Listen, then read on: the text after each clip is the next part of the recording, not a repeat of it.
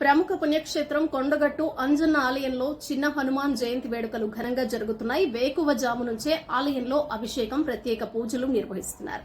దీక్షాపరులు స్వామివారి సన్నిధిలో దీక్ష విరమణ చేస్తున్నారు. అర్ధరాత్రి నుంచి సుమారు 50,000 మంది దీక్షాపరులు దర్శించుకున్నట్లు అధికారులు తెలిపారు. 22న ప్రారంభమైన ఈ ఉత్సవాలు రేపటితో ముగియనున్నాయి.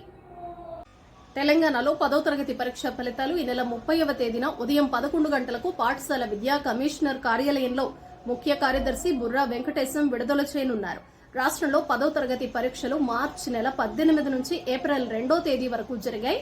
5 లక్షల మందికి పైగా విద్యార్థులు పరీక్షలు రాశారు.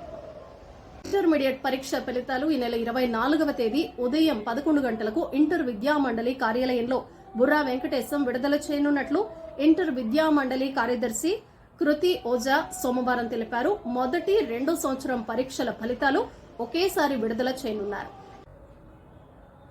హిందూపురం ఎమ్మెల్యే నందమూరి బాలకృష్ణ శ్రీ సత్యసాయి జిల్లా లేపాక్షి మండలంలోని మంగళవారం ఎన్నికల ప్రచారం చేపట్టారు. ప్రచారంలో డప్పుతో దరువేసి తెలుగుదేశం పార్టీ శ్రేణుల్లో జోష్ నింపారు. ప్రచారంలో తెదేపా, జనసేన, భాజపా కార్యకర్తలతో పాటు ప్రజలు భారీ సంఖ్యలో పాల్గొన్నారు.